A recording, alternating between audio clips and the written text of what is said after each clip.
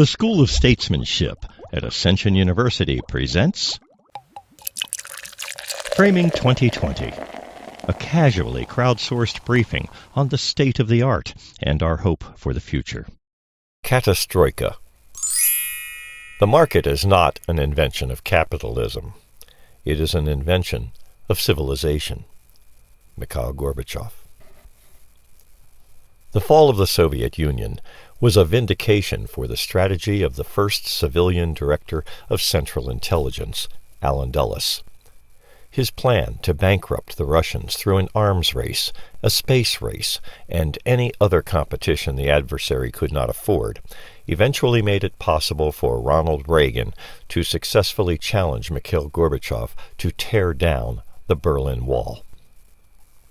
Pitting a deep economy against a shallow economy, while effective, had significant costs beyond the economic. There was no shortage of individual stakeholders in the old Soviet order that were outraged, including one Vladimir Putin. They found ways to make themselves feel better as they worked to redirect certain new equities intended for Russian citizens while enriching themselves. As the United States still struggles to manage the monetary debts it incurred throughout the Cold War, we are also paying the high reputational cost for impetuous behavior, such as the 1953 coup d'etat in Iran, together with the 1954 coup d'etat in Guatemala. While these events typically go unacknowledged over the course of our high school history classes, many are surprised when, while traveling abroad, they discover the U.S. is not seen as an honest broker in those regions of the world. Glasnost and Perestroika. There's just some magic in truth and honesty and openness.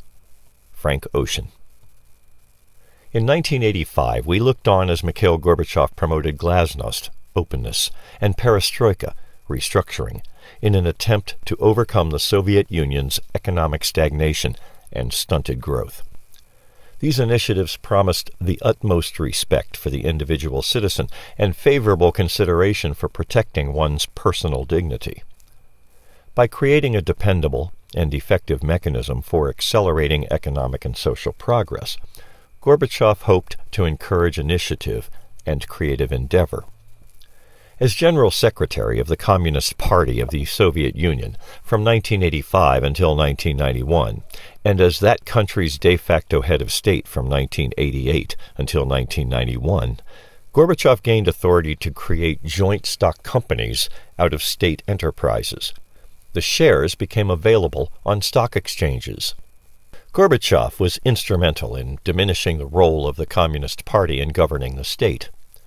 The party's official role was ultimately removed from the Constitution in a way that enraged some and inadvertently led to crisis-level political instability, with a surge of regional nationalist and anti-communist activism culminating in the dissolution of the Soviet Union. Vouchers. When virtue is lost, benevolence appears. When benevolence is lost, right conduct appears. When right conduct is lost, expedience appears. Expediency is the mere shadow of right and truth. It is the beginning of disorder. Lao Tzu. As privatization became a primary goal of the new Russian Federation, vouchers were circulated equally throughout the general population between 1992 and 1994. The wide distribution, which included minors, had a participation rate of 98%. It started as an equal distribution of national wealth, based upon the conversion of state-owned enterprises to promote shareholder stakes that would be held, enjoyed, and controlled by Russian citizens. Opposing forces ensured that Perestroika had more than one unintended consequence. As Russia's planned economy transitioned from one in which the means of production was held by the state to one in which work collectives gained a greater role in running enterprises, it experienced what the Guardian newspaper described on August 16, 2001, as, quote, the most cataclysmic peacetime economic collapse of an industrial country in history." Unquote. Gorbachev's benevolent vision for the country was thwarted at almost every turn as the country became divided by winners and losers. The well-positioned were able to leverage conditions that were not well understood by the rank and file. Although Russian citizens were generally well-educated, many were overly specialized.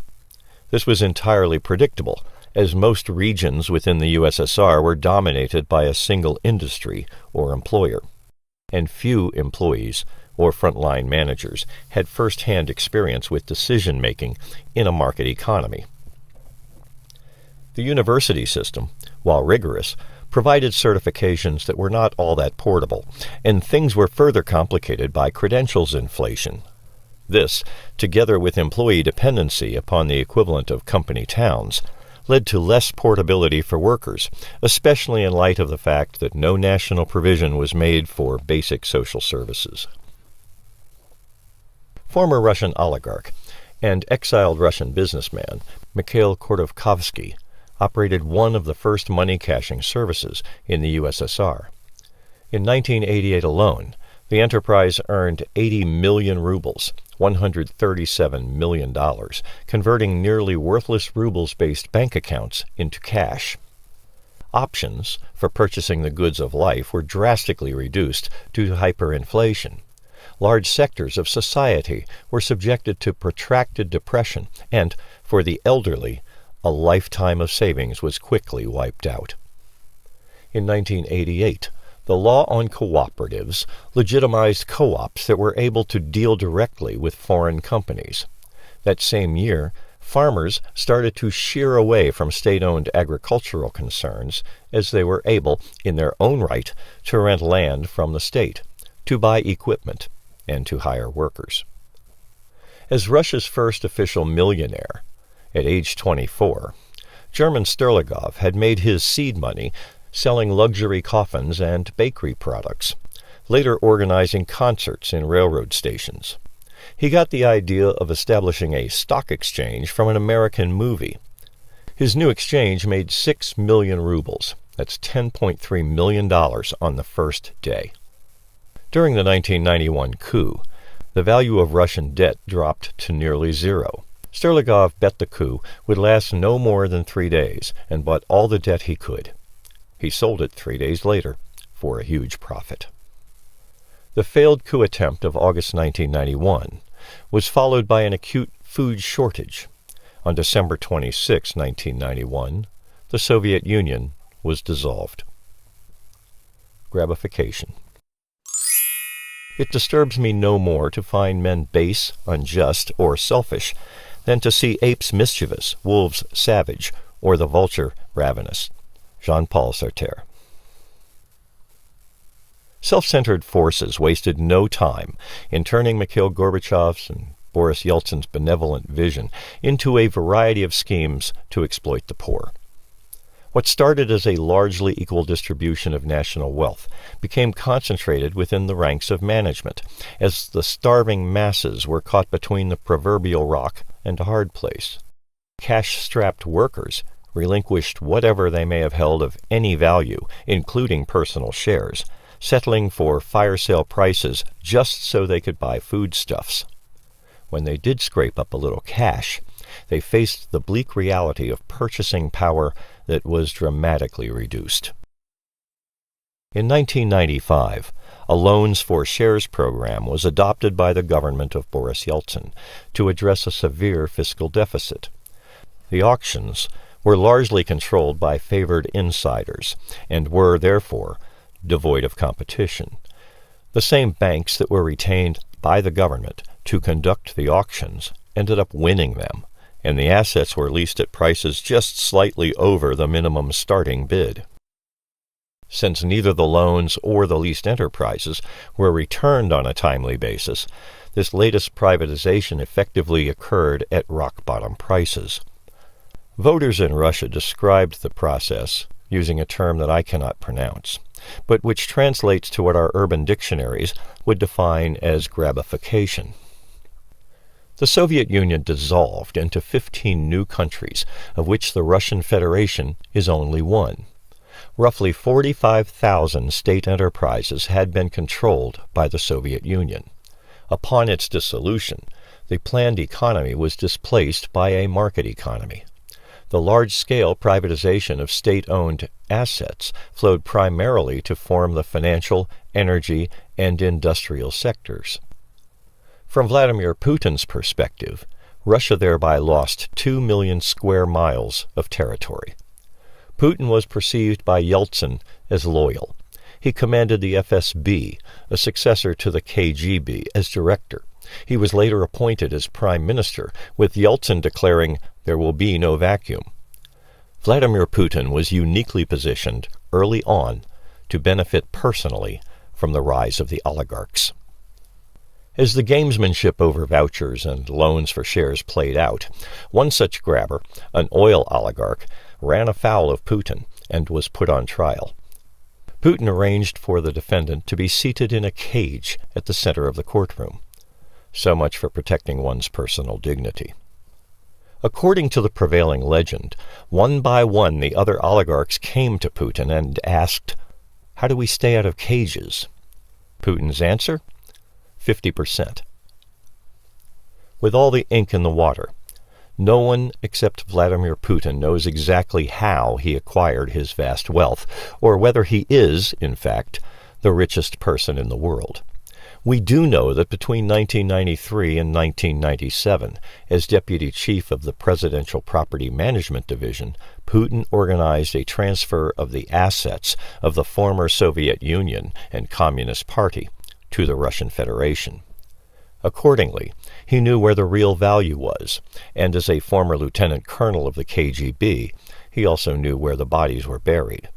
Consider how he works the levers today. One politically conservative American think tank is the Hudson Institute. Its Kleptocracy Initiative describes itself as follows. The Kleptocracy Initiative examines the growing threat posed to Western democracies by autocratic regimes.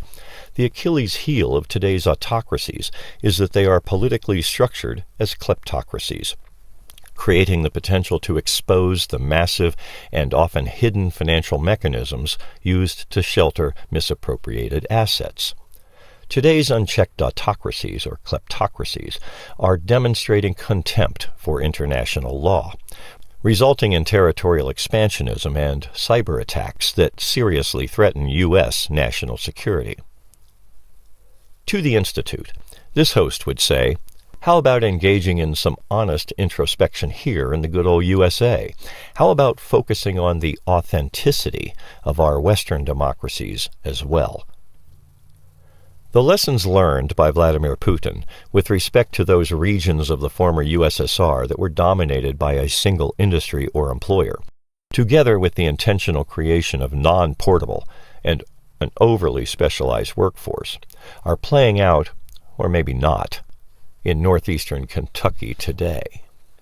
On January 30th, 2020, as the chairman and CEO of Brady Industries was replaced by a new interim CEO, the promise of a $1.7 million aluminum mill that would, and I quote, rebuild northeast Kentucky and in fact all of Appalachia, unquote, now appears to be fading.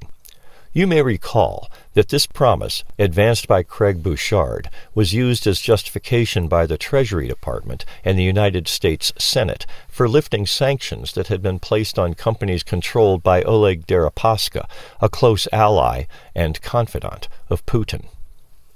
Others who relied on the promise of jobs that would pay $65,000 annually for two-thirds of the employees that would run the mill included Ashland Community and Technical College as it established a 2-year industrial training program. The certifications, while perhaps more portable than what the Soviet university system provided, were based on a curriculum designed to serve as a feeder for the mill. About 60 students are expected to graduate in May. Brady Industries claims that 11,000 people have expressed interest in employment with the company. Brady started in 2017 with the help of $15 million in Kentucky taxpayer money. Craig Bouchard's sales pitch included what he described in condescending tones to reporters at WDRB radio, as the, quote, socialistic aspects of the company's profit-sharing plan for mill employees. Shortly after asserting that Brady Industries didn't need Kentucky's money, Bouchard took a $15 million personal loan from the company in 2018. Whether the Russian aluminum giant Rusal and Deripaska ever follow through with their $200 million pledge to buy a 40% stake in the mill remains to be seen. Brady Industries is mum on the question of whether Bouchard has repaid the $15 million personal loan. To date, there is no evidence of any mill construction on the designated site. But on the bright side, for Oleg Deripaska anyway, he already got the sanctions lifted. As disturbing as these patterns of conduct truly are, questions of far greater import relate to whether the United States and local governments should ever be complicit in building company towns, if profit sharing is an adequate substitute for employee control and ownership, together with the understandable desperation of our so-called flyover states.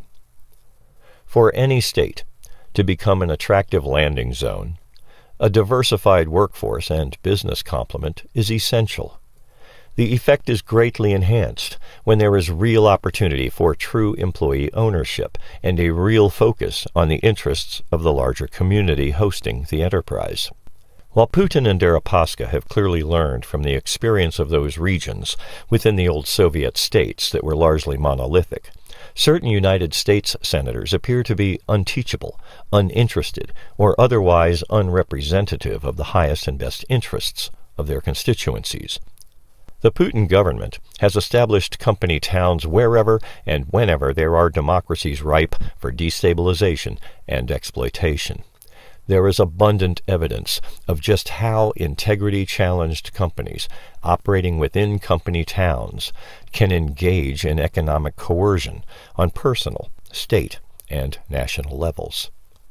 Where the social safety net can be withdrawn on a whim, where outside investors can pull their support at the first sign of what, to properly motivated employees, may represent a stimulating challenge, where vacillating officials take up positions somewhere between wishy and washy on constitutional imperatives, and where a region's desperation is palpable, we are not serving the highest and best interests of our fellow citizens. When I see someone rich, both my thumbs start to itch.